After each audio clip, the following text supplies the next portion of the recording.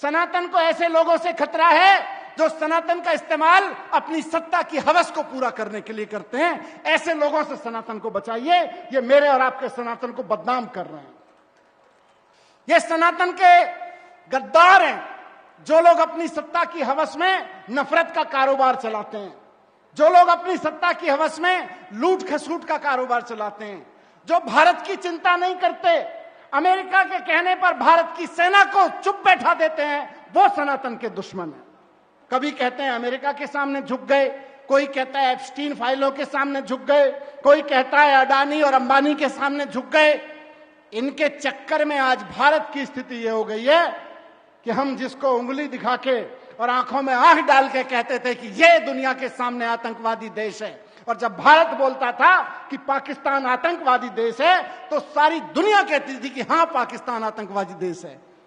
वो देश आज हमारी गलत नीतियों के कारण शांति दूत का दर्जा पा रहा है। विश्व गुरु की नीति, सनातनी का काम है भारत की इज्जत को बना के रखना। एक एक सनातनी का काम है कि भारत को विश्व गुरु बनाना, अपनी सत्ता को विश्व गुरु नहीं बनाना है। अपनी सत्ता की हवस में पागल होने वाला सनातनी नहीं है।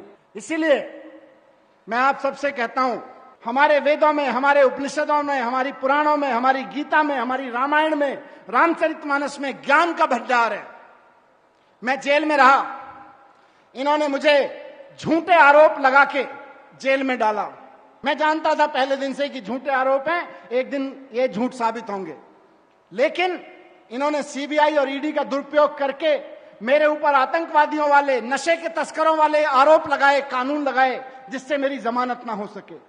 मैं 18 महीने जेल में रहा, एक छोटी सी कोठरी में 18 महीने, सिर्फ इसलिए कि मैं दिल्ली में स्कूल बना रहा था, पंजाब में स्कूल बनने लगे थे, पंजाब में आम आदमी पार्टी की सरकार बन गई थी, हिमाचल में बनने वाली थी, गोवा में आम आदमी पार्टी के एमएलए आ गए थे, गुजरात में आम आदमी पार्टी के एमएलए आ गए थे, दिल्ली के काम से जनता खुश थी, 3 बार सरकार बना दी थी, पंजाब में दिल्ली के केजरीवाल जी के और भगवंत मान के काम से जनता खुश थी।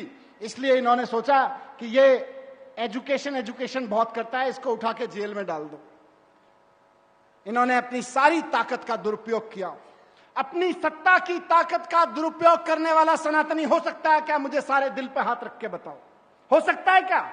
सत्ता की हवस में जो कहता है ईडी वाले जाओ, सीबीआई वाले जाओ, अरविंद केजरीवाल को पकड़ के ले आओ, मनीष सिसोदिया को जेल में डाल दो, संजय सिंह को जेल में डाल दो, सत्येंद्र जैन को जेल में डाल दो। ईडी वाले भी पूछते हैं, सीबीआई वाले भी पूछते हैं, बोलो इन्होंने क्या किया?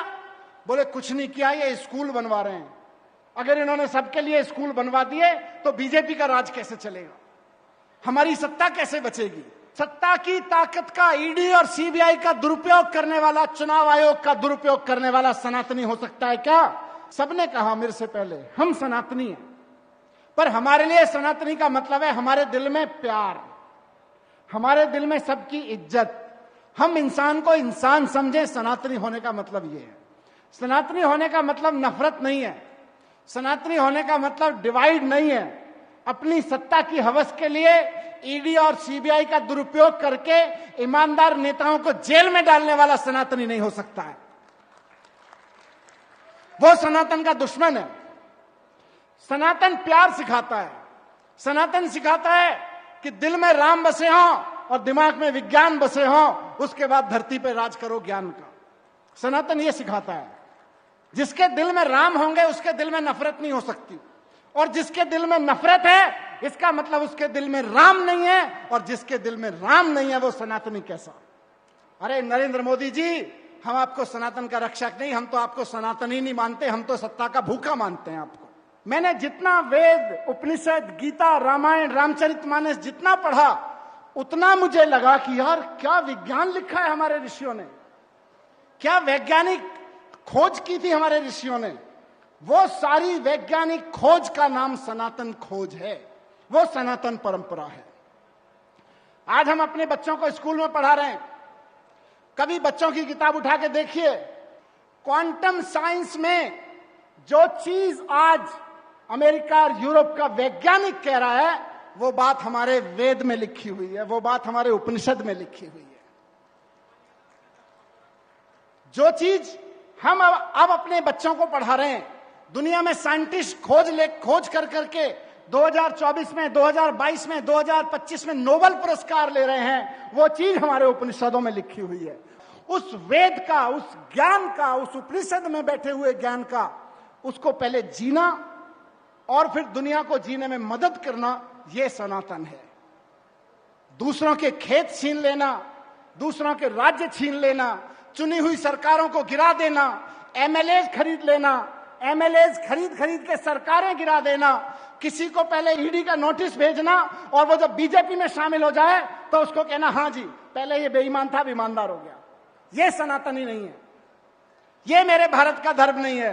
मेरे भारत का धर्म है प्रेम फैलाओ, ज्ञान फैलाओ, वेद को पढ़ो और जियो, उपनिषद को पढ़ो और जियो, और बाकी सबको जीने में मदद करो। उनके जीने में आपदा मत बनो, उनके जीने में आफत मत बनो।